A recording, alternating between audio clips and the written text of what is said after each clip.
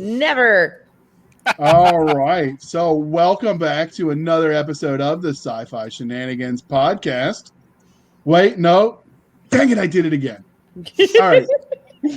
Hey, all you crazy sci-fi and fantasy fans. It's time for your daily dose of shenanigans over here at the Blasters and Blades podcast. Let me get it right that time. Just three nerdy veterans geeking out over our science fiction passions and fantastical fantasies. A place where magic is king, the sky is the limit, and space is the place. So without further ado, I'm just going to let you know that mistake in the intro was totally planned. And if you don't believe that, then it was Walt's fault. I'm perfectly happy blaming Walt, since I don't really know him yet. Oh. So this is our third Fireside chat. So we just wanted to keep the show from stagnating and keep it interesting and exciting and fun. So we're doing these panels. They're a lot like a panel discussion you might see at a con, but less formal.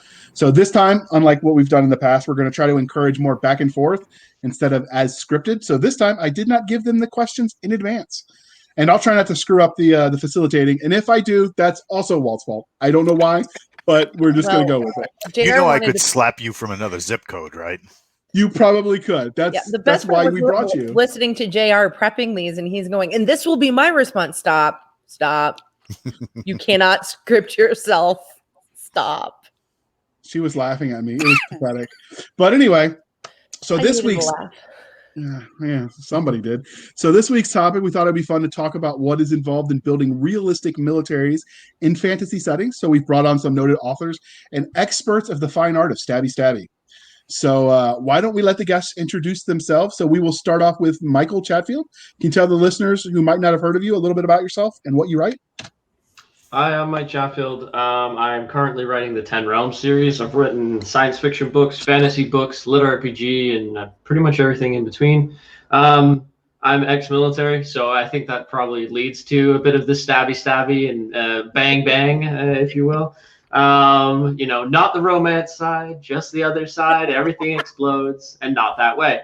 I hope you're all having a good night, and yeah, that's me. I like you're going to fit in just well here with those kind of innuendos. So we will clarify. He was sort of in the military, but I don't know if it counts because they let them keep their beards over in Canada. Totally, that's just me being jealous of one, that you get to have the beard, and two, that you could actually grow them because I can't. No. So next we have noted author, Mr. Rob Howe. Could you introduce yourself to the listeners? Yeah, my name's Rob Howe. I am never was in the military, so let's just get that out of the way here. I am, however, a military historian. My focus was on 10th century Mercia and whether or not they could support the number of troops that their law codes said that they were supposed to have. I write military science fiction, I write medieval fantasy, and frankly, I write anything that sounds like an interesting challenge at any given point in time. Hence why he puts up with me. And in addition to being a military historian, he also participates in the sword LARPing, otherwise known as the Society of Creative Anachronisms. There is no sword LARPing. Sword LARPing implies that they're dressing up as a sword. Whatever. Just go with it. Hey, I will stab you with my rapier. Strange things happen in the bog at Penzic, but we won't get into that. Hey, what happens in the bog stays in the bog. Exactly so. I got nothing. I don't even know what all that means. So we're just going to move on and introduce the next guest. We have the one, the only, the legendary Mr. Walt Robillard. Grandpa Walt. Grandpa Walt. What's up, guys? My background, I am a full contact Scrabble champion who likes to sell forged papers to 10th graders. Dude, you too? Mm-hmm. So that's how you afforded the Ferrari. Okay. Yep. Well, I have the Ferrari of dogs. I do not have the Ferrari of cars. Close enough. And by the way, I'm happy to take you on in Scrabble. Don't threaten me with a good time because I'll do that shit in like 6 languages. Scrabble for him is like code for I'm not telling you what I did in the military. Well, that may be true. I actually did play tournament Scrabble starting in high school. That's a thing? It's a thing. Okay. So in addition to being a sci-fi and fantasy author, Walt is also a guru of all things Kung Fu, as he mentioned, but he's also a game designer, so he's had some experience creating fantasy militaries. True. Hazard Studios, or is it Hazard Net? I get it. It's hazardstudio.net is the website. So you can jump on over there and check out some of the geeky stuff that we produce. And then, as usual, JR, who at one point in time I walked too much and shot too little. I would rather done more shooting and less walking, but that's the infantry for you. And I also write sci-fi and fantasy. And then we have Cisca. If you could introduce yourself if someone's just now finding this episode. Well, obviously, I am one of the co-hosts of this podcast. I was in the military, so I'm a veteran. I was also in the SEA, as well as JR likes to claim I'm some sort of fantasy expert, but I'm really just a machinacious plotter about things. And I somehow get other people to do my bidding.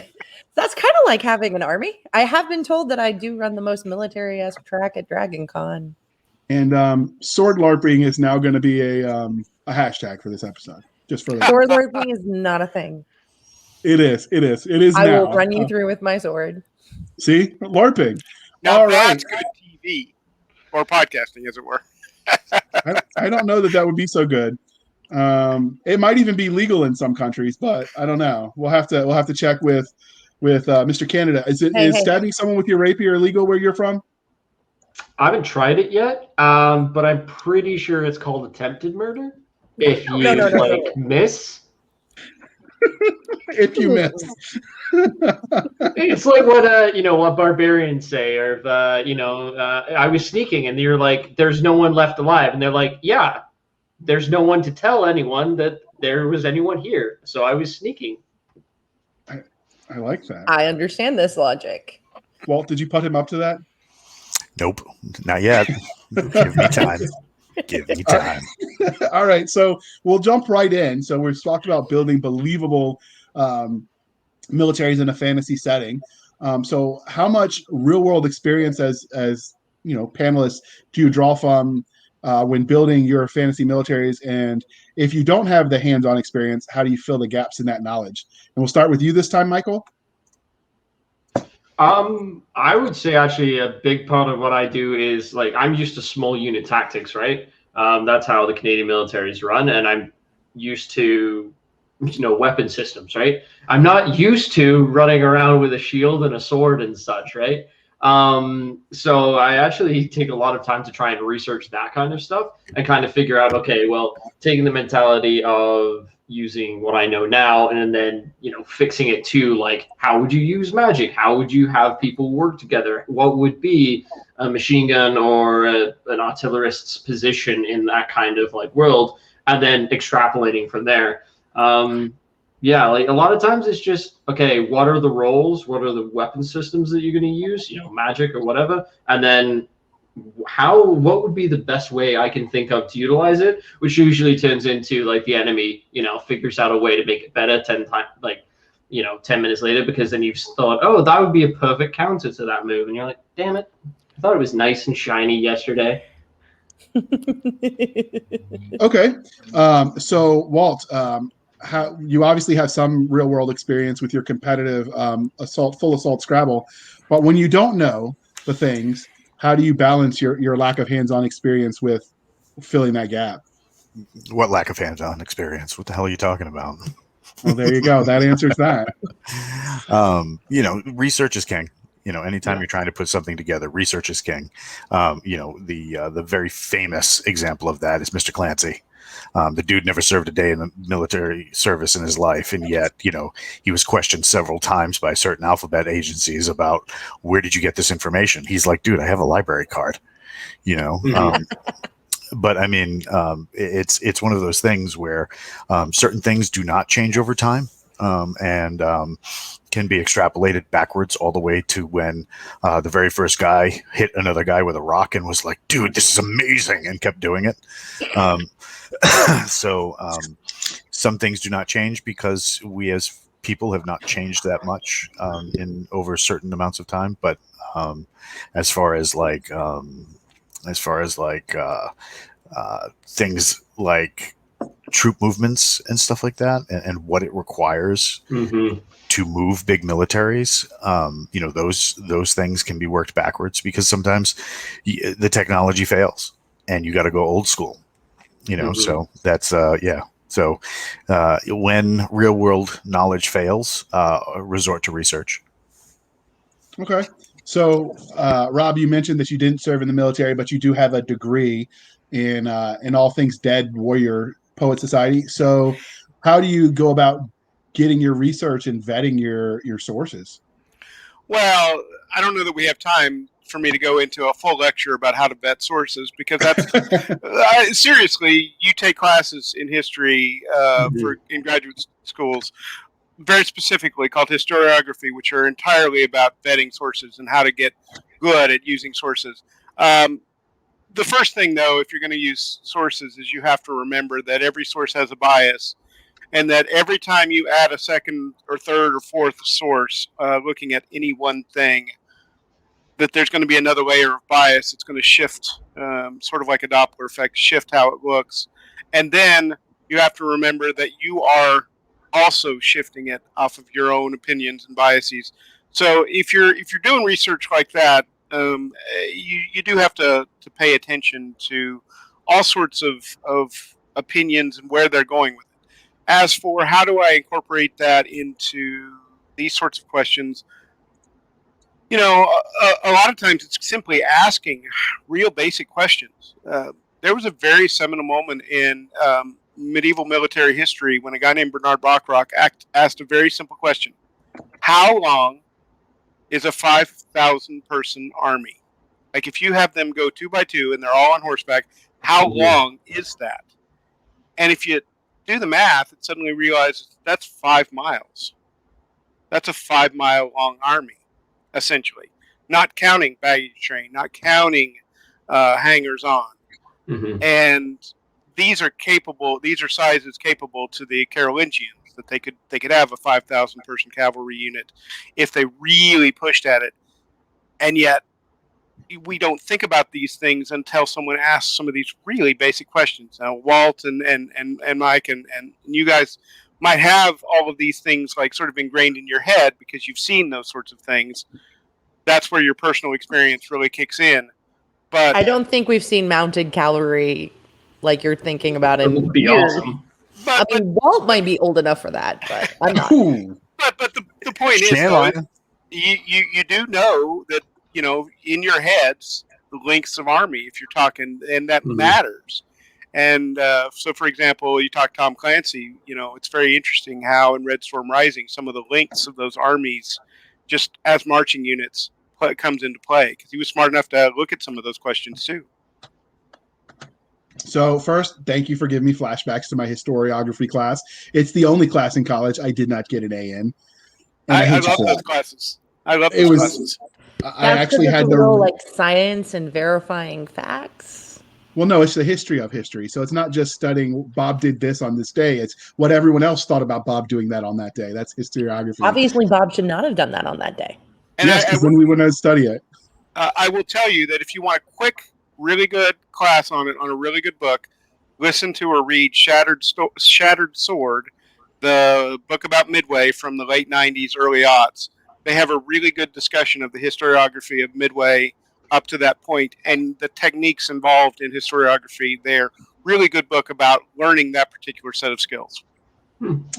Indeed. All right. So, Doc, what about you? How do you balance that? I mean, you come at this as a reader, an engager of content instead of a creator of it. But well, I think the biggest thing is you have to make sure that you're very firmly set in what you're doing. So if it's a time period where like a lot of people know about anything from like the 60s on, if you're trying to do that, you really need to make sure you're fact checking and you're making sure that you're doing it, because those kind of details will destroy you with the reader. But I think some of it is just, as Walt said, some skills are kind of universal. I was recently asked to read an intro to a book, a prologue. And I'm like, nobody takes half a day to set up camp if they're caravanning, because they would never get anywhere. So there's a quick and dirty camp, and then there's that doesn't take long, and then there's a sit down, set up, set your camp up. And if you've ever been in an SEA event, you know the difference. And I can tell you, it doesn't take 3 hours to set up a period pavilion, but it doesn't take 30 minutes either. Mm-hmm. So, and that's just setting it up. Okay, some of the people I've known like might take 3 hours because they're a little OCD and like it's not a pavilion, it's a freaking house with cloth walls for some of them. Okay. Rob knows what I'm talking about. There are people who take 4-poster beds to Penzic and other events. It's insane. But I think that's one of the big things is so look and see what was plausible. I read an interesting article. Apparently, the weight that a soldier carries, that an infantryman carries, has not changed in hundreds and hundreds of years. But the amount of stuff, if you were to write it out, is like pages long because of how we've advanced technology and made lighter materials and everything. So I just thought that was very interesting that our infantry still carries the same as Roman legionnaire in weight. Don't worry, we still feel it. Oh, I know. But your back injury is not service connected. Yeah, I was actually just thinking along those lines of all the injuries suffered by Roman legionnaires that we find in these archaeological excavations. That match, I believe, that match what some of you infantrymen might currently experience. I believe if we X-ray all of the guys, they definitely have those same injuries. Oh, yeah. So I would say that my advice, if you're looking to get hands-on experience, sometimes you can read things in a book, but not everyone can process data that way. Some people are the more tactile learners, and there's a burgeoning new field they're calling it experimental archaeology. They have some historians that have said, we've read about this thing, and it started with when they were trying to build one of the Roman, I can't remember the name of it, but it fires a bunch of arrows at once. And it sounds really devastating when you think about it. So somebody built one to specs and they fired it and they found out you were more likely to accidentally run them off the road with the thing than you were to hit them with the arrows fired from the thing. And so that got sort of started at probably about the 80s, this push to do more hands-on history study, like actually wearing the armor and marching and seeing what that's like. Is that why you went into the infantry? You wanted to learn how to march? Sure. I was the sucker who said, sign up here. But anyway, that's another story for another day. But yeah, so I would say there are plenty of ways to get hands-on experience, even if just so, some uber nerd who spent their whole life dedicating it to portraying the War of 1812 infantrymen. So they have someone to talk to. And if you ask them, if you find them, they will tell you because they want someone other than their wife to talk to about that. And their wife wants them to have someone else to talk to about that too. Probably. All right. So when we're building these fantasy militaries, where do you start? Do you start with the world, the character, the military itself, or something wildly different? And we'll start with you, Walt. So are we talking from a story standpoint, or are we talking from like straight out world building standpoint? Because from a story standpoint, it's going to depend on what the story encompasses. I mean, if I'm talking about like a little village that has to invade another little village, that's going to be totally different than, an entire kingdom, that includes fiefdoms and different sections and, the urban side versus the rural side and where soldiers are conscripted or enlisted from, that kind of deal. So it's all going to depend on what the story is asking for. If you're talking like world building, like, I'm going to fabricate this entire world before I ever start writing a single word of my novel. Yeah, go ahead, nerd. Yeah, you keep going broke. You know what I mean? But I mean, it's going to depend on what you're talking about. So which one are you talking about? A story standpoint or a world building standpoint? So do you just pants all your military stuff? What do you mean? Just do everything on the seat of your pants? Well, it's going to depend. Like if somebody's hiring me to write a story about a kingdom invading another kingdom, that is going to create a frame of reference for me that I'm now going to have to research, depending on what we're talking about. Are we talking Middle Ages, Dark Ages, Bronze Age? What are we talking about? Because you're going to involve different levels of military before I even get boots on the ground. Different types of equipment, different types of movement rates, that kind of deal. So At the base level of what it would take for you to make it believable, where do you think you have to start? Because obviously that doesn't matter how much world building you do if no one ever sees it. time period is where I would start. Are we talking about a medieval military versus something like the guys who held the pass at Thermopylae? One period you're talking about Bronze Age, but the amount of clothing they wore underneath that armor to prevent chafing and this and that, and the amount of equipment carried is going to be different than a conscripted medieval footman. So their amount of range is going to differ. The amount of equipment that they're going to carry is going to differ. Movement to different water sources and food sources, and how much they're going to be able to move from one place to another is going to be different. So definitely, I would start with time period of what you're trying to simulate, because even with my place is not totally Earth at all. I mean, we just dress alike, fight alike, and there are humans. But it's not totally Earth, Yeah, I would start with the time period you're trying to emulate, because that is going to inform a lot of what goes into that. Like, for example, water storage. The water storage and transport of a Spartan soldier is going to differ than the water storage and transport of a medieval knight and his retinue. And the faster water spoils, the decrease you have in range from where they start to where they're trying to go. So it informs how far they can range to, get in there and take over another kingdom or defend another kingdom. See, totally agrees with me. So the dog charmer. Right. That's Walt Dog Charmer. So do you think that still applies when you see authors and world builders that want to do mashups of a little bit of Japan and a little bit of Viking and a little bit of medieval?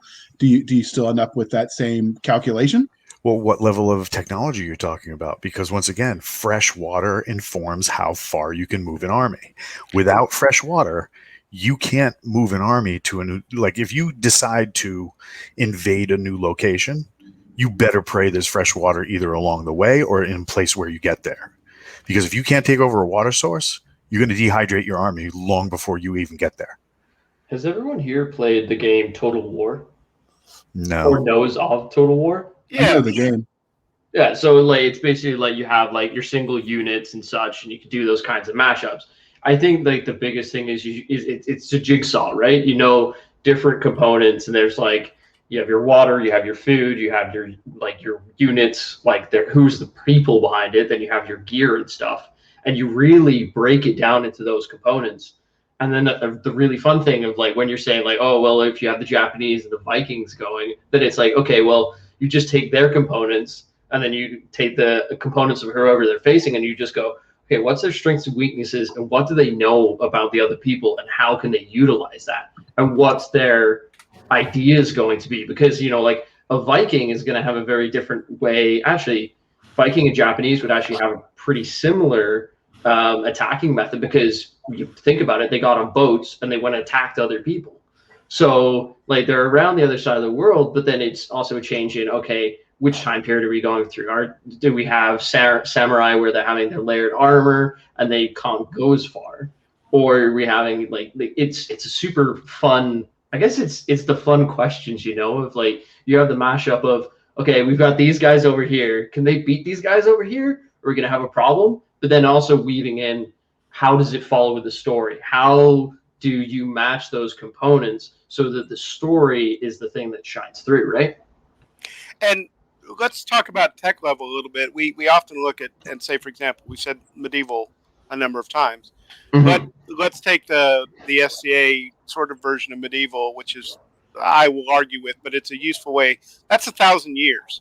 And in that 1,000 years, there are huge changes in the tech level of the weaponry, of the logistics, of the ability to produce enough weapons to be able to be out there on the field, and that changes a lot faster than I think we realize, because we get this idea that it's 10th century Mercia is, still medieval, and so is, 14th century, the Battle of Crécy and Agincourt, and the technology is huge, and that's just 400 years. So you really have to delve really deep into what kind of materials are available to them, readily available to them, what kind of terrain they come from.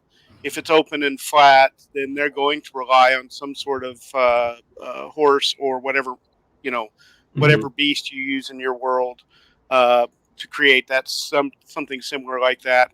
If it's heavily forested, they're probably not. They're probably going to be looking at something more like archers. You've brought up the Spartans a couple of times. One of the reasons the Greeks use infantry so much is that it's such difficult terrain, for example, to do horses, and the chariots that were coming in from the from the steppes, those bounce somewhere in the Balkans because of just the difficulty of keeping those going. And so you got to look at the terrain. You got to look at what's available to them resource wise. You got to look at cultural things. It all builds up into it. Now, where do you start? For me, I start with characters. I want characters first, and I'm a pantser, like what Cisca mentioned earlier. And so I start with characters that I want to see go to battle, and then after that, I build up everything around. Okay, so since you mentioned characters, I'm going to throw out a question because JR loves it when I go off script. So what do you feel makes for a good rank? I had this discussion once with somebody, and they told me that the reason all of 99% of David Weber's characters are officers is because enlisted don't have any good stories to tell. And I looked at them.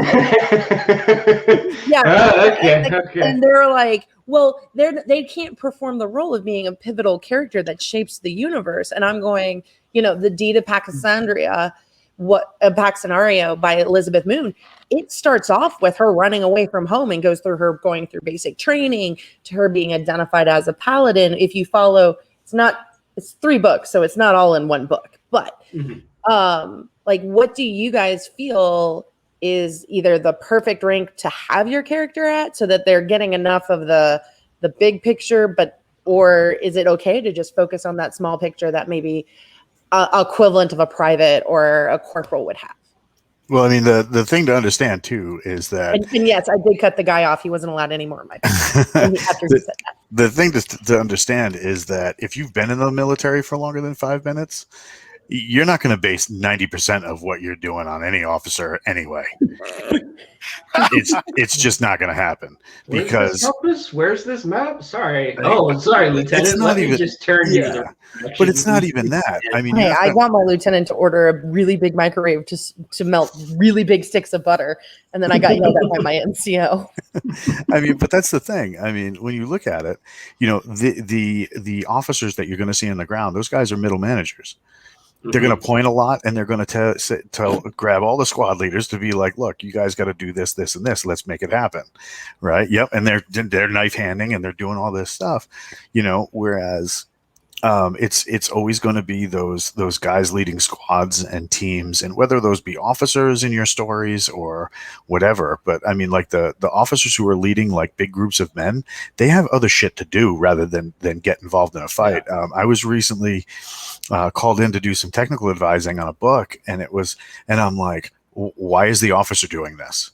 And they're like, what do you mean? I said, okay, so these guys are supposed to be Marines patterned after American Marines, correct? And he's like, yeah. I said, you have this officer doing this shit. No, that's not the officer's job. He goes, well, what do you mean? And I said, well, the officer's job is to take the command that he's given and disseminate that to all of the people below him so that they can go off and do the thing. And then he stands there as the middleman passing info back and forth. That's his job. His job is not to grab a gun, put his foot all Captain Morgan style and point and go, follow me, because that's just not going to happen. I'm sorry. Well, I mean, in the movies, stop. Before you embarrass yourself, shut your fucking mouth and listen to what I'm trying to tell you. And that's the problem that you have 99% of the time when somebody's trying to get into writing, or they're trying to get into building a role-playing game or a video game or whatever. They're getting all this information that a good percentage of the time is coming from popular media, where they didn't bring in a technical advisor. And if they did bring in a technical advisor, a lot of the stuff that they were told were thrown out because some producer somewhere said, no, I don't think that's how it goes. Yeah, okay, because your lisp is really identifying you as a man of action there, snarky. Hey, some of the best soldiers I know had lips. They did have lips. lips. I hope they had lips, yeah. Lips. But I think this is where "Don't Ask, Don't Tell" really kicks in. Right? But I mean, it wasn't one of those things where you're sitting there and you're getting you're getting your information from somebody and you're just going to throw it away. I mean, no. Yeah, you have to recognize where your experts are, and that their opinion, whether you want to hear it, is very valid. I had that experience one time where somebody was trying to write a sci-fi book in a Mil SF thing, and from a very civilian perspective, and they actually thought that the captain would be reading the daily news on the announcements of the ship. Oh, the captain? Yeah, because the theory was that they were like, the world was set where they thought aliens were going to come and invade, and they never showed up.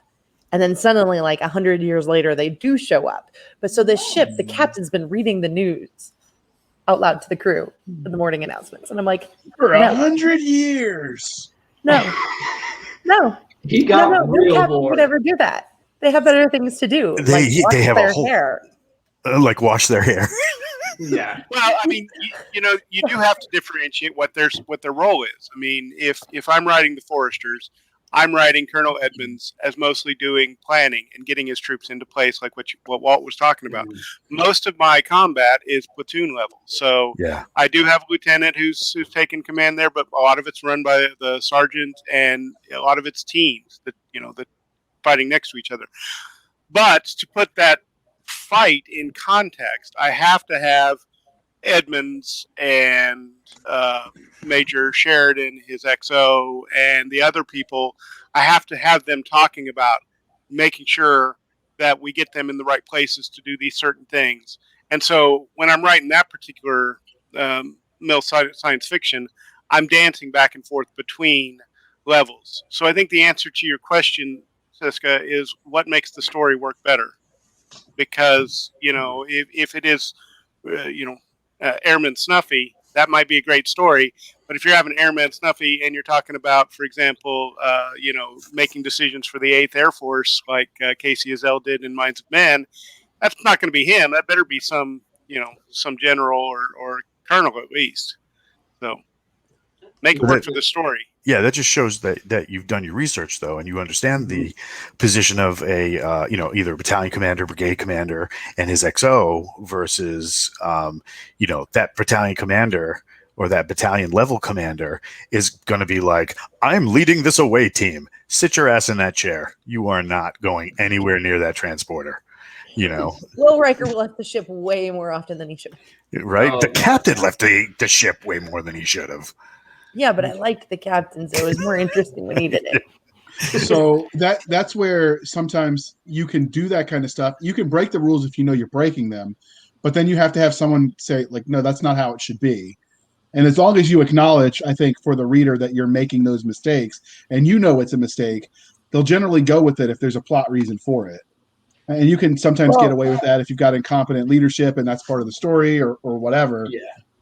And that's the other thing is where you get your information. As Michael pointed out, that the captain reading the announcements, very civilian cruise ship, not very Navy warship kind of thing. And so knowing the source of where you're getting your information. But some things are universal, because this guy looked at me and he goes, well, you were in the Army. And I went, uh-huh, but I'm not brain dead. I was actually thinking about this when I was reading Jonathan Brazee. He's an ex-Marine. He's done a lot of stuff. Familiar. Hold on a sec. Wait, we need to apologize that Mr. Chatfield is from Canada and doesn't know that he needs to say former Marine and not ex-Marine, because all American ex-Marines are dead. Continue. Okay. Former Marine. So when I was was reading a book that he had done, and I was going through it, and I had this thought, and this is actually a couple of days ago, and I was like kind of really, like, a lot of military books go through boot camp if it's written by military guys, mostly because it's going through that suck. It's bonding to the character. I don't know why we subject ourselves to it again. It's because it's like a birth. Yeah, it is. It's like everybody in the civilian sector talks about like elementary school. Everybody in the military talks about boot. Mm-hmm. Only up to about E3. After about E4, you start having blanket parties to shut up those privates so they never talk about boot camp. Well, this one time in basic, wow, where did that new private go? I don't know. He disappeared. What's that banging in that wall locker? That's right up there with, in my old unit, we used to do it this way. Like, we don't do it. Yep, that's how you get disappeared. But I think from a story perspective, like, if you want to keep your characters a man of action, like we talked about, they have to be at certain rank threshold. And so by starting them at the beginning, it sort of gives you that chance to show them doing more things. Or you could just, have every book where it resets where they're still a corporal for some reason 12 years later. Maybe they like to drink. That guy. Yeah, he liked to drink. He liked to do a lot of things. Leave it at that. So since we talked about boot camp and how that sometimes translates, do you see a lot of those boot camp phase type stories in fantasy? I see it a lot in sci-fi, but I don't think I've seen it in the fantasy world. Cisca brought up one right away. Didapactinarian. It's exactly what it is. Mm-hmm. It's also, if you have if you change boot camp to what's it called, magical school or magical academy, right? It's the same thing, It's the elementary school of it's that birth, it's that transition, of kid to adult, essentially, in that world. Okay, fair enough. I hadn't considered the magic school being as an equivalent stand-in. That works. So we also talked about boot camp with the modern soldier, why he would subject himself to it. So let's sort of dig into that. How much of our modern military experience, be it tangential research or lived, translates into a fantasy type world? Well, we still camp outside.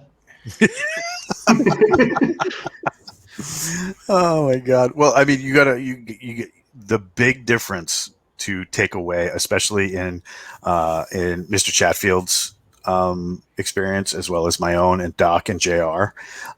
We come from countries that have an all volunteer military versus conscripted or demanded for citizenship style. So you're going to have a much different experience versus how conscripted soldiers in the medieval and the what's after the Middle Ages. Even like Israel, I knew a couple people, but as vets, and one or two when they were still in, who served in the IDF. They have a very different mentality towards it, because I can't think of another one where it's required for citizenship right now. Italy, Germany, Switzerland, maybe. North Koreans, definitely. Yeah, Switzerland actually has a really interesting thing, and how they confer citizenship through military service, and almost as an award for your military service, they demand you keep your rifle, keep it updated, and you have to come out to shoot every few years, almost to acknowledge that former military service and see if it's still sharp. I always thought that was very, very interesting in how they did it, and the kind of esprit de corps and patriotism that engenders to their citizenry. It's really kind of interesting. Yeah. Sorry. Go ahead. No, I was just going to say, it's interesting that you'll see generations have different guns. So each of them you'll have like grandfathers, great grandfathers, and fathers. They'll each have their different guns. So I was watching this Swiss documentary on it, and they were like, this guy's like, I've got my guns, and then that's my dad's, that's my great grandfather's, and you're going through like 3 or 4 generations of guns, and it's like from like a bolt action up to, I think it was a SIG 5.52 Commando. Right. And it was like, okay, I thought that was kind of cool as well. That's the hard part about our modern military, is we have to give the guns back when we're done. They don't let us keep them. No, we just go buy our own. Yeah. and then spend True. enough money to outfit We're a not car. supposed to admit that. We're not supposed to admit that. Shh. No, that's tragic fine. boating accident. All my guns drowned. Yeah, terrible. But I was going to actually say that the answer to that question of what can transfer to a certain extent, again, depends upon the culture of the country that you're coming from. And this is true whether medieval or modern. Mhm. Just talking about the Swiss culture there. I mean, the old English culture of expectation of at some level that all the freedmen had weapons, and that was how you determined you were free. That's very early on in the Germanic time period. But that idea then translates to that's the entire militia, and then later on that grows into there's a little bit more professionalism in it, but still the English feared is full of a completely different um, infantry than, for example, the infantry of a few hundred years later after the Norman conquest. So we keep talking about infantry, and I was remembering a comment that David Weber actually posted earlier this week about how it is not, in his opinion, accidental that that a representative democracies both stemmed out of countries where people were readily able to arm themselves, particularly with distance weapons, like bows and arrows and crossbolts. How important is it? Because we've been focusing a lot on the infantry. So is it just naturally assumed that magic will take your long distance role in it? Or do you still want to have those kind of long distance range units? Well, bows were in existence well BC, before Christ. I understand that, but we haven't talked about them yet tonight. Well, I mean, any infantry is going to have support units. So artillerymen, archers, crossbowmen, crossbows, if I can remember correctly, originated China in the BC era. They're much earlier than people remember. Yeah. Although the modern crossbow, not the modern, but the late medieval crossbow is a different construct. Yeah. So, I mean, those would be support units, because what you would do is you would pepper an enemy infantry line with archers at different angles and flanks and stuff like that to disrupt incoming infantry and cavalry. But we also have to remember too that despite what all the movies and all of the swashbuckling and blah blah blah will tell you, the principal weapon of any tried and true military is not the sword. It's not. It's too short a weapon. It gets you too close unless you. Now, I've been studying swordsmanship since I was 14. Right, and varying different styles. Wait, I thought that's when they still made the swords. Yeah, wow. I call him a nerd, but 14 BC, yeah. Right. So, I mean, we're talking about a weapon that if you are not intimately skilled with this weapon, you are going to get severely hurt. So you will have one engagement where you can engage an enemy military, and then you're done. And it doesn't really factor in. Well, and swords are not. They can be a little fussy. They're expensive. Same size, same shape does not mean same quality or same balance. Correct, and they're expensive. So you have to get to know those. So, like things like the spear. The spear is a huge weapon. Anything that will give you length, because just remember, length equates to time. Right. So if you want a great example, and we've done this, one of the martial arts that I did and still do a little bit is considered old Japanese battlefield stuff. Right. So one of the first things you learn is not the sword. You learn the spear first. Yeah. You eventually learn up to black powder weapons. Right. So the idea was, give you a middle range weapon to learn first. And then when you learn long range and short range, you see the difference in time that it takes to deal with an opponent. So like, for example, with a spear against a spear or a spear against a sword, I'm going to have roughly the same amount of time. But when the second you decrease the length for the other guy, if I have the spear and he's got the sword, I have an advantage over him. Right. He might be more maneuverable, but I can keep him at distance. It's the same thing with archers. If I have an advancing infantry line and I have something like a ballista, a catapult, anything like that as siege weapons, I can direct those for incoming infantry. And a good artilleryman back then could change angles of attack, angles of approach. They could move the weapons in certain ways to decimate lines of infantry coming in. And then after they've been beaten up by those long extreme range weapons, they get into that middle distance before they can even close with the infantry that's defending. And then they get peppered by archers. And the crazy thing, I mean, you see all these things online now of like, I'm going to shoot an arrow of a war bow at a breastplate. See how ineffective this is? It bounced. You have to remember, archery is not a direct line weapon like a firearm. It is created in an arc, which is why it's called archery, right? So the thing is, those breastplates, all that heavy steel armor was made to stop direct attack from the front, side, or rear, but not from the top. All of these arrows coming in at a high trajectory would a lot of times pierce spaces that were used for straps and pauldrons and holders and all this stuff, and you would just get decimated by incoming arrow loose. I think losers, volleys, losers. Yeah. But they would come in, and these rains of arrows would decimate troops that, if they were one-on-one, would just rain down on the field. But because you had archers, those arrows coming down, that's not what the armor was made for. So it was like a force equalizer. So even with magic, things like bows, siege and artillery weapons would also still play a pivotal role, because if magic is as complicated as many authors make it, you're going to have a very limited number of people who can accommodate and use it. So you're still going to need people who can do things like shoot arrows, or shoot ballista, or shoot arbalists, crossbowmen. You know, you're going to need all these people still to kind of to direct that kind of fire, to give those magicians time to, whip up their little fireballs and throw them all over the place. Plus, I'd say like two things. One, a spear can be very cheap. Yes.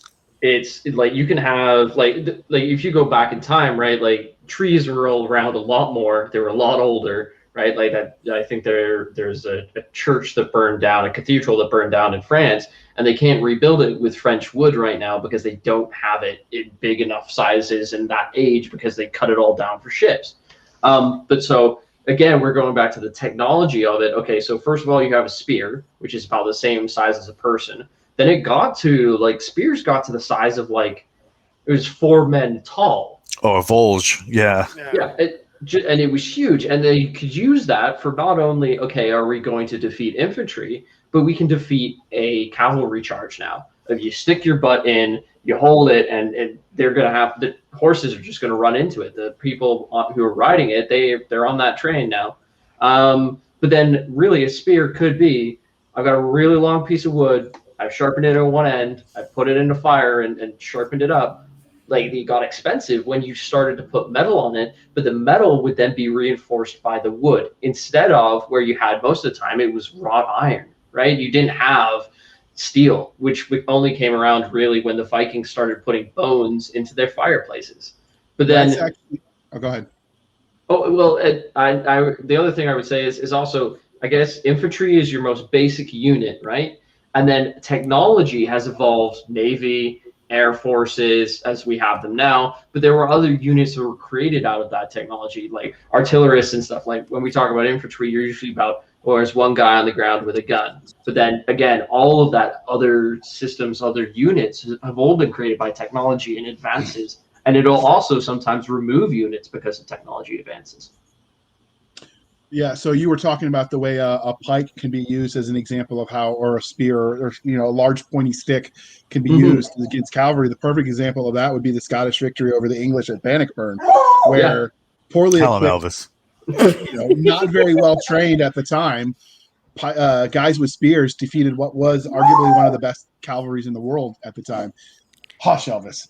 And yeah. Go ahead. Go ahead, JR. I thought you were done. And I was going to say, as far as what you talked about with the spear or with the arrow hitting armor on, most of those tests also dismiss the amount of damage blunt force trauma can cause outside of puncture wound. Having been shot in the chest when it hit my sappy plate, that still hurt like a mother, and I had trouble breathing for a week. Like it cracked 3 ribs. So the armor protects you, sure. Even if that analogy is good, it still is not letting you come away uninjured. Mm-hmm. And let's talk about quickly. There's been a lot of studies on archery, depending upon the kind of bow, the kind of wood, and the kind of armor, because the primary sources vastly differ in what the results are. And a lot of that has to do with, for example, the U bow as opposed to a lighter weight bow against different kinds of armor. So those studies really vary there. But I was going to get back to something Walt said about the importance of artillery and artilleries, having had the wonderful pleasure of seeing ballista bolts and catapult rocks coming down on top of you at some of these large SCA wars. It's not the same, of course, as real life, but it feels pretty interesting when you see something coming down from that high. A lot of what it does is it breaks up formations, and it forces infantry to be rasher and faster than they oftentimes want to be, and make bad decisions. So get into black, and once they get into the black, they start running, and then it's a morale game at that point. Right, because nobody wants to stand and get hit by ballista bolts and catapult rocks, and yet, from a tactical perspective, standing and accepting the incoming missile fire, whether it's arrows or whatever, is your best chance of success. It's really hard to do, even when you're going to walk back and have a beer with that archer or that catapult guy later on. It's really hard to do. Did we just break JR? Oh, there he is. Nope, I'm trying to mute around the dog's barking. He wants when Elvis speaks. Yeah, let that beautiful hound do his thing. So, he's probably got more wisdom than all of us put together. Well, he certainly thinks he has. So, we've talked about the kind of tactics and the equipment they use. But what are those little details that we can add, or that somebody can add, depending on what end of the page you're on, to make that military feel flushed out, even to the uninitiated who doesn't know all of the minutia of background? You didn't read the scripted question. Nice. I would totally agree with that. Yeah. Armor bites. Yeah. Those places after you wear armor, time and time again, you have calluses and wounds that never heal because your armor is chafing right there, and you just get used to it. I'm bleeding from right above my elbow where my shoulder cup gets me. I fought tonight. I mean, literally, it's that simple. It's like it's interesting. Of anyone that plays American football, or anyone that was in the Roman Legion, or anyone that was in the American military, if you can grow a beard, you usually feel a little line that's underneath your chin, and that's usually from where it's just been rubbing there constantly. Or you were doing like the Vietnam clip, where someone has instead of the chin guard, someone's pulled it underneath, and you get those people who are rubbing it underneath. I hated that. Yeah. But no, you get those markings or those familiarities between everyone of there's that common bond, definitely, of suffering together, right? Yeah. And that's the thing too. We were talking about earlier that, there are some things that are universal across militaries, across time. And some of those things, you're going to have the dude showing up to formation cocked out of his mind. It's just going to happen. And you're going to have his buddies try to hold him up. You're going to have... I feel attacked. Yeah. You're going to have the dude who is there his first day and doesn't know how he made it through the first battle and is stumbling through the battlefield after everything is said and done. You're going to have the kid that after his first full fight, you'll have soldiers betting on the backside, like, nope, 20. No. Put me in for 10. Put me in for 10. And the kid comes up and is like, what are you guys betting on? And then he profusely vomits because of the adrenaline dump. Mhm. And they all start cheering and start paying Again, out. I feel attacked. Right.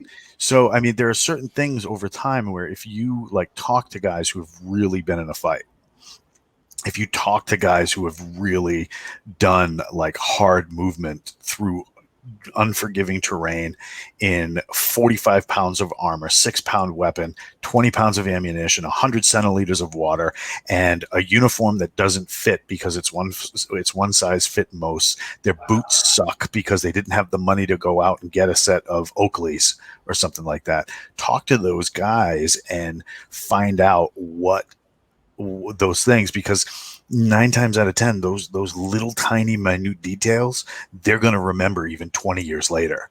There's a great book called Inside the Delta Force.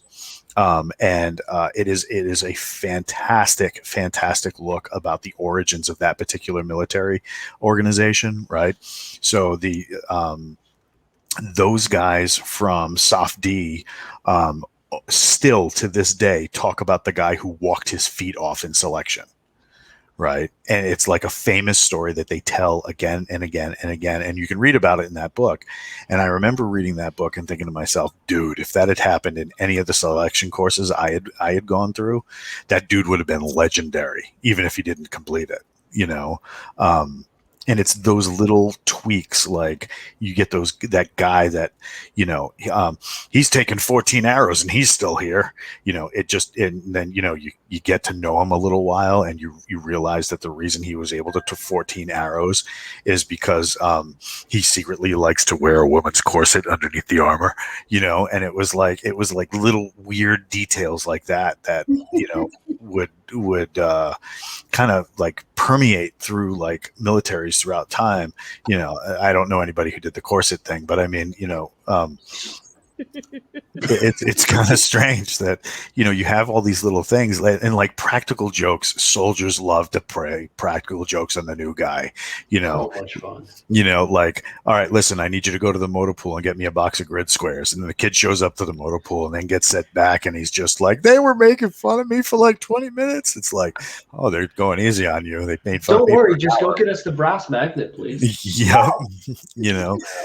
You know, or like in the airborne, we used to send kids for riser grease for your parachutes. You know, make sure you go get the riser grease, because if it's not greased right, it won't come out right. And you'd be up in the plane, you know, days later and be like, dude, did you grease these? Shut up. You know, it's those little things, those little digs we like to give each other as soldiers that even years later you're just sitting there and you remember them because they're funny as hell. I mean, we had when I went to the 82nd Airborne, we had an area called Area J. It was just an open training area. There wasn't anything there, just a bunch of trees and some fire breaks. You would routinely send a cat out when he was new to look for the key to Area J. Right. So I'm on CQ one day and one of my buddies sends this private up and he's like, hey, Sergeant so-and-so sent me for the key for Area J. And I was just having a shit day. So I was like, you know something? Fuck this guy. I said, come here. I want you to go over to here. I want you to find this guy. I want you to talk to him and ask him for the key for that area. You cool? He's like, thank you very much, Sergeant. And he goes off on his way. About an hour later, I get this angry, irate E6 running up into my face, and he's like, oh my god, what the hell is this too? And I'm like, that's the key to Area J. He goes, there's a key? What the fuck? I mean, he was so pissed that this kid came back with an actual key, and it was the key to the water pumping station at the end of that area. I knew the guy in facilities management, and I just grab the key. He won't ask why if you tell him it's for me, right? And now you return the key a couple of days later, you buy the guy a beer, but that's still something like to this day. When I talk to my friend Leo, I'm like, hey, you got the key to Area J, shut up. You know, and it's funny even today. And that is something that has been going on through militaries, you know, like, go get the pricky 7, you know, and you're telling the kid, you're telling the kid it's a radio. It's not a radio. I knew somebody who had gotten sent to go get the flight line. That's a Oh no, good no, one. no. The joke was on them. What'd they do? There was a place that was literally ripping up their flight line. He came back with it.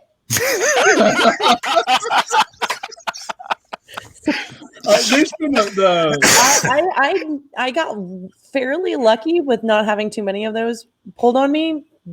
One or two, I will admit, did. What actually, the one that I was particularly great was there's in the motor pool a thing called a donkey dick, which is a very long funnel. And I was told to go get the donkey dick, and I looked at them and I went, "No, that's not a thing." and I go in, and they're like, "No, it really, really is." And I'm like, "No, it's not." I go into the motor pool where you go to get the freaking mechanic stuff, and I'm talking to the mechanics, and they look at me and they're like, "What?" And I was known in the barracks. I cooked. I had like frozen cookie dough in my freezer all the time. If you worked on any of my anything that I was signed for, like the FLA, Yeah. and I would, and if you had to work late, I would make sure you ate, even if the defect was closed. I would cook you dinner myself. That's dope. They loved me. You always take care of Doc. Yeah. But that only works when you take care of your guys too. Mhm. So Yeah. but I looked at them and I went, I have to ask for something, and I swear to God, if you mess with me on this, I will not be feeding you. You will be having food poisoning. And they went, "What do you need?" And this new NCO was like staring like, "Why is she coming and threatening my guys?" And I'm like, I need a donkey dick. And they went, "No, that is actually a real thing." Yeah. It is the extension hose for a fillable can that we put Mogas in. But I was honestly convinced this thing did not exist. But I guess it's heightened moments of humanity, right? Right, because you're in a pressure cooker, and you just have moments of, you know what, like, oh my fuck, have I got chafing? And then you there's a certain amount of like, you'll talk about it with like family and friends, and then there's the guy who's also like, "Yeah, dude, like right here," and you're just like, "Yeah, right there." You're like, "What are you doing?" And you're like just standing there, just like, "I have no idea, man. This hurts so goddamn bad." It's like, you should have fucking washed yesterday, before you went and did that ruck march. But now we're here. Let's try and fix you up. But it's those moments of humanity of, we're in this together, or it's kind of those ceremonies of acceptance, right? But it's just humanity in its more raw form, without the, thank you, please, and all of this. It's, what the fuck is this, man? And you would be surprised. Sorry. Go, Rob. You would be surprised if you read between the lines how much of those little moments appear in medieval and classical primary sources that are talking about soldiers in action. You have to read between the lines, because they don't necessarily just say, "Oh man, Odysseus was chafing right there," or anything like that. But you read between the lines, there's a lot of that there, because the things that you guys, the practical jokes, the armor bites, the humanity bits, those are eternal. I mean, if you're going to write military science fiction or military fiction of any type, whether it's fantasy or science fiction or historical, they're always there. You have to include them. I don't think humans can do that. There's actually cases in the Roman Empire before, well, actually technically the Roman Republic before it became an empire, where some guy tried to claim to have been a Roman legionnaire to get status when he went into one of the surrounding territories to get some of that land. And one of the reasons they knew he hadn't served, aside from the tattoo, which is debated whether everyone actually got or not, was the lack of chafing on the neck, because their neck would build up scar tissue because of where the armor hit them on a repetitive basis. And that's one of the things I think you get with the militaries. You see too often everyone wants to write their militaries full of Rambos. Like, the reason that made such a good story, because John Rambo was the exception, right? Like, the average soldier, that's not them. The average soldier isn't a superhero. They're just Joe from down the block who didn't really want to be there in the first place, but got caught up in events and sort of has to go along to get along. And you see too often everyone wants to write, the Avengers versus just the random rank and file. And that makes it sometimes hard to believe, I think. But that's why Agents of S.H.I.E.L.D. was so popular for so long. Yeah. Well, that and they finally stopped giving away all the good pieces on the commercials. Yeah. And talking about that universality going back from what's the same now versus what was the same back then. In excavations of Hadrian's Wall, they still found the Roman legionnaires, the privates, drawing dicks on the wall. Mm-hmm. Oh yeah. I mean, some things are just, we draw them with Sharpies on people's foreheads, but it's the their same. best friend. Well, if we want to talk about how important dicks were to the medieval world, go look at pilgrimage tokens to places like Santiago de Compostela that are often pewter disc penises with wings. You see that quite often. Penises with wings? Yep. Winged dicks are a fairly common pilgrimage badge. This kind of humor is going to break JR, right? This is about the point where he can't talk. Oh, I didn't know. That's like an extra bonus. It's like free Red Bull, but it's still the same thing. It'll give you wings. And now we broke Doc. It's the same thing of like there's like there's some They just wanted women to believe that's how you get to heaven. I certainly feel happily afterwards. No, sorry. But it's like there's FOBs that'll change between units and even countries sometimes, and they'll leave like messages, sometimes good, sometimes bad, and tokens and stuff of them being there, right? And so there was one of my buddies, and he was doing a tour. He was doing a tour, bunny ears of the fob, and he's like, and here we have this, and here we have this, and we have this new window over here because you've been hit by borders and stuff.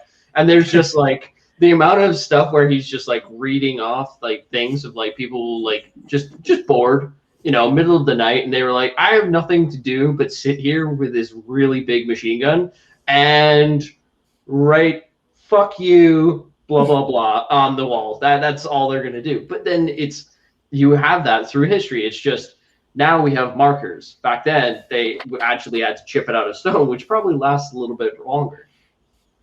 Yeah. If they only knew. Yeah. My dick But will we live can drop forever. warheads on foreheads, so. I think that's what every male wants. Yes, and right. So we've talked about some of the. And this is going to be my attempt at Walt's blunt force segue. So we've talked about a little bit about the gear, about the individual soldiers, the universality of the fighting man, but how it can't have. Well, this is debated whether it could be fantasy world without magic, but let's just presume that's required, and we'll do that on another panel. How do you factor in then the role of magic into your military, and still make it have that je ne sais quoi, that believability? See, I'm trying to sound sophisticated. Did it work?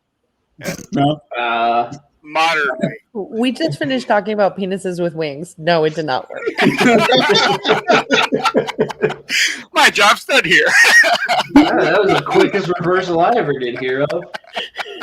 But I guess it's also like as much as your military has systems, what they're using, like magic is gear essentially of how and like what they're going to use it for, right? Like you could say the same thing with like science fiction, right? Where you have science fiction with warships and stuff, and they're crossing one another. That is not too dissimilar from old navies with man of wars crossing one another with artillery with cannons on the side, right?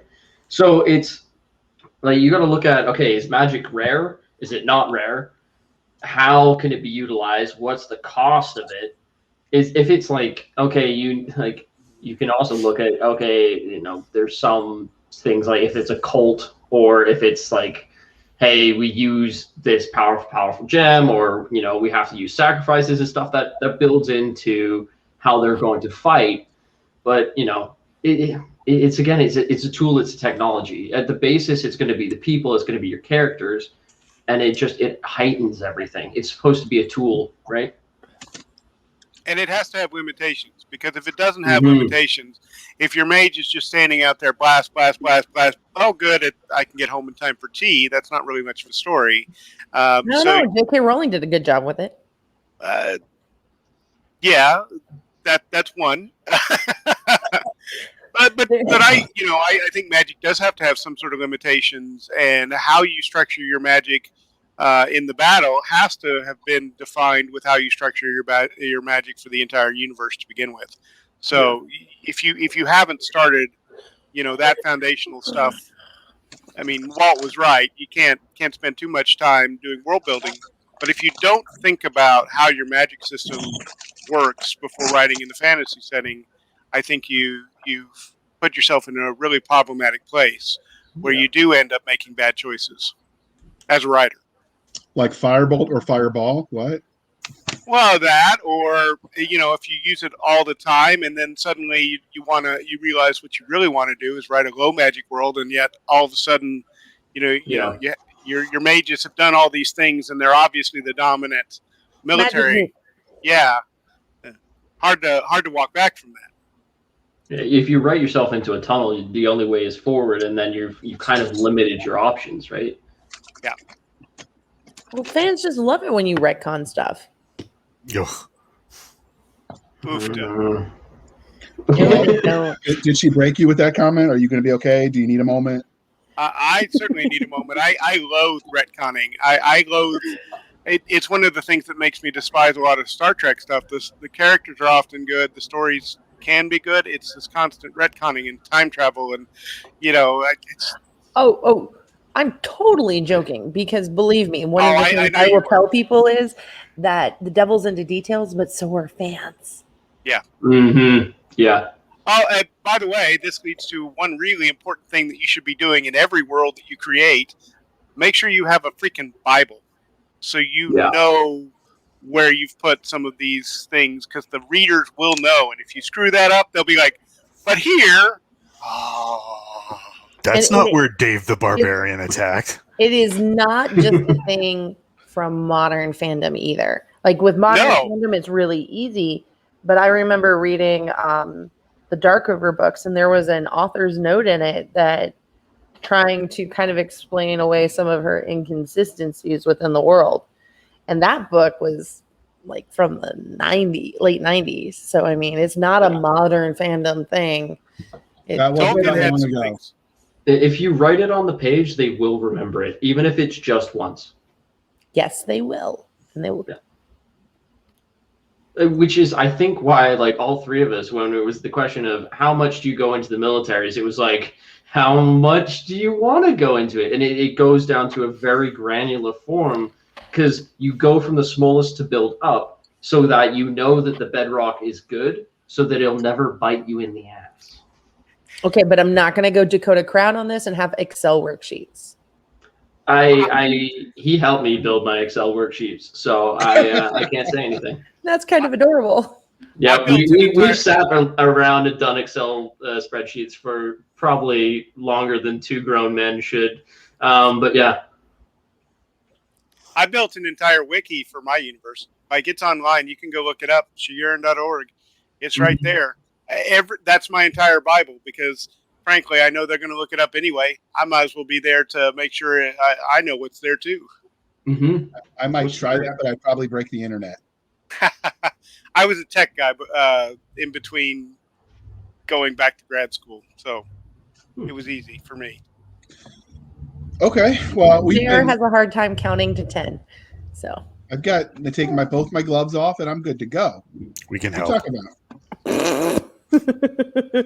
And he has all his fingers, so he doesn't have to take off his pants. That just took a weird turn. I'm going to have some of my beer now. All right, so we want to end this on a fun note and not the weird, and we've been going for a little bit, so we'll give everyone a chance to say what their favorite fantasy military unit is, and a little bit of why. And we'll start with Michael. I was not ready for this question. It's a trap. Yeah. It sounds like Star Wars to me. That would be hard, because I don't know. Like, most of the time, it is. Oh God. So, do you want us to come back to you now that everyone's heard the question? We can come back to you. Yeah, okay. So, are you specifying a unit or like a military? Just like world. World. like Oh. World Series. The World Series? Yes. No, not the World sports Series. That is fictional too, but I really enjoyed Limitless Lands by Dean Henniger, and it went into the Roman Legion, but in a really interesting way. Yeah, I really love that series for the military units and how they work them in there. So I'll go next so people have time to think. I really like the way Mark Allen Idlehite did his Steigers Tigers, which is basically I was so going to ask, like, put $10 down on you saying that. So it's basically the Roman Legion in the middle of Middle Earth is sort of how I describe it when I try to get people. Can I say he like half stole my answer? I just it's fascinating to see the what if, you take these actual existing units, and then I have seen in his comments, because I'm in his fan club, is the way some of those fans go ballistic. I know, right? You've heard me say this before, but the listeners might not have, because not everyone. Cisca's my spirit animal.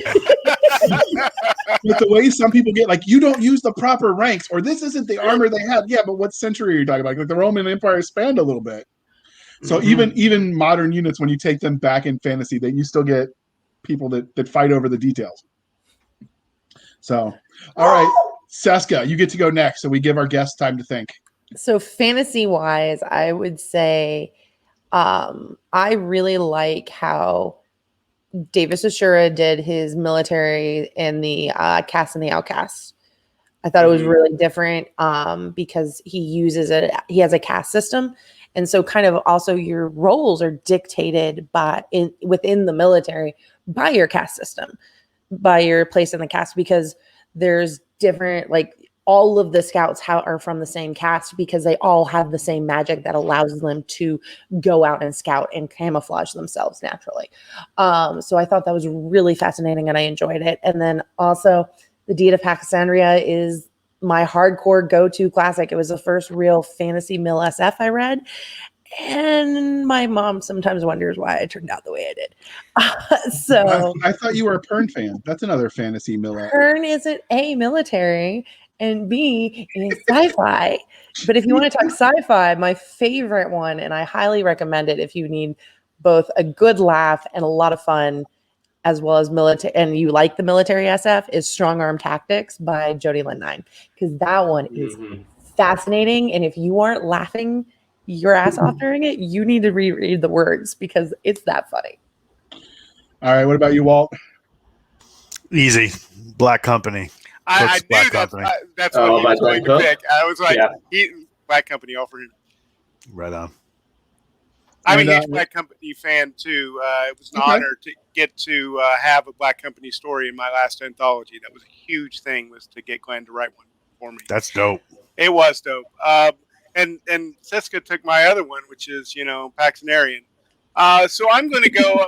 I'm going to go a sentimental favorite, and that's The Riders of Rohan, and that's solely because of my love of Anglo-Saxon history and Anglo-Saxon culture. And in my time as a grad student, I got to work with all of Tolkien's professional stuff as well, and getting to sort of see how that filtered into the writers and the whole Old English culture that he put into that has always been a sentimental favorite of mine. It's not as realistic as Paxanarian and not obviously near as cynical as Glenn Cook's, but I do love it. All right. So speaking of fantasy militaries, most times when people write, there are certain archetypes for the military. Like in the modern military, you'll see the gunner versus the grunt versus the grenadier. Do you feel like those translate over into a fantasy world? That there are similar archetypes? Is it just the ranged versus, point of stab? I mean, what do you guys feel about the role of archetypes in fantasy militaries? As you're going to have people, you're going to have so many different roles, right? Like especially if it is sword and sorcery, whoever's got magic and then whoever's got a sword, right? That'll differentiate right off the bat. But yeah, it's also the combination of the two, right? Like if you got a guy who's got sorcery and using a sword, how are they going to use that together? I think fantasy lends itself to archetypes better than modern in many ways. And I just have to look at role-playing games for that. You know, in modern role-playing games like Twilight 2K or, you know, Traveler or something like that, oftentimes the adventuring party there's a sameness to each one of the characters. Whereas for Pathfinder or Dungeons and Dragons, you know, you have to have the healer, you have to have the rogue, you have to have the tank, you have to have, you know, a mage. And if you don't, your party's off balance and you really have to work around that sort of thing. And so I think that in fantasy military, you can have a lot of that sort of thing built in as well. So we've been at this for a while, and we could go on forever, I'm sure. But what are you guys working on currently? I think that's a great way to end the show, is letting you guys plug your new work, or if you just came out with a book. Walt. Are you asking me first? No, I was actually timing you out of having. I see. But that works. Go ahead and start, Walt. What I'm working on, I can't actually say because I'm doing some ghostwriting. So I can't tell anybody what I'm working on because nobody's supposed to, you know, they're going to slap their name on it. So what was your most recent book that then came out? That would be Hunter's Moon, the Mongrel. Murder Dog. Oh my God. He's so much fun. And that's the character in the book that everybody likes. And I'm like, he was supposed to be like a side character. So do you want to just scream at him and go, "You're not supposed to like this guy"? Oh my God. Yeah, how many times it happens though. Oh my God. But like, I had one guy call me and he's like, "I almost got into a car accident." I'm like, "Are you okay?" He's like, "I was listening to your book and they tell me the name of the freaking murder dog. I laughed so hard I almost laughed into a pole." I was like, "That's awesome. I'm sorry." Click. So yeah, if you want to, JR, do you know how to do a screen share? Have you ever done that before? Yes, he does that on a routine basis. All right, man. We make him practice it. There we go. There we are right there. The main man and his murder dog. So yeah, outstanding. That's my stuff. You tell him, Elvis. Go buy that shit. And you killed Cisca. You hit the wrong tab. Oh shit! Yeah, bring her back in. So much. There we go. Wow, you got voted off the island and back on the island real quick. What can I say? You know why, right? So Rob, what are you working on, Rob? Here tonight. Well, I actually just released a Mill Sci-Fi 3 weeks ago. The Ravening of Wolves. It's another one of the Four Horsemen universe novels. I'm currently working on an anthology for New Mythology Press, which is the fantasy imprint of Chris Kennedy Publishing. This is Talons and Talismans, and that's going to get released at some point in the fall. We do still have a little bit of time for that open call, which is the end of July. And then I have another open call coming up soon ending in November for the Fantasy anthology. As for what I'm writing, I can't really talk about it yet either. I'll be making some announcements Dragon Con time about what we're doing with that, which tangentially connects to Mark Allen Idlehite because of Quincy Allen, who contributes to Mark's setting. So lots of things going on for me because I'm now doing the publisher gig and having a great time at it. We got a bunch of stuff coming, and I'm really excited about what we're going to do. But flying like mad. All right, and Michael? So I'm currently working on the 10 Realm series. I think Seventh Realm Book 1 came out a couple of days ago, last week. I don't know. It blends together. The Sixth Realm Part 2 audiobook is out in 3 days. The Seventh Realm Part 2 is out soon, and I can't tell anyone yet when, because the editor is literally delivering it back to me shortly, I hope. And so that'll be out soon. But then I am working on something else that's science fiction related. I'm also finishing off the 10 Realms because there's going to be 10 books, and so we've still got another 3 to go. But I'm also working on a little something sci-fi related, which should be pretty fun. At least I'm having a lot of fun with it. So yeah. right, and I'm working on a military portal fantasy or Modern Striker Brigade and Fantasy Egypt with a legendary game designer James M. Ward. Not as legendary as Walt, but he's getting there. I didn't kick him out, I promise. But Elvis did. You get him, Elvis. So, Walt, can you tell listeners how they can find you as we bring this to a close? www.hazardstudio.net or find me on the Facebook. Just Walt. Big W, big T. Everything else small. It's all good. All right, Rob. How can listeners find you? robhowe.org. You can find the New Mythology Press under chriskennedypublishing.com. I'm also on Facebook. I'm on Twitter. I'm on MeWe. Look forward to chatting to some of your listeners down the road. All right. And Michael, last but not least. If you just search my name, Michael Chatfield, on Amazon, Facebook, Patreon, I'm all over the place. It's always good fun. So yeah, drop on by and be awesome to see some people over there. And as usual, all of those links will be in the show notes. So scroll down and read them, for crying out loud. And you can find us on our website at anchor.fm/blasters, tack, and tack blades, anchor.fm/blasters, tack, and tack blades. You can find us on Twitter at SF_fantasy_show, Sierra Foxtrot _fantasy_show. You can email us at blastersandbladespodcast@gmail.com. We promise we actually answer it. And you can find us on Facebook at facebook.com/groups/Blasters and Blades Podcast. And if you want to support the show and help keep the lights on, buymeacoffee.com/author J.R. Handley.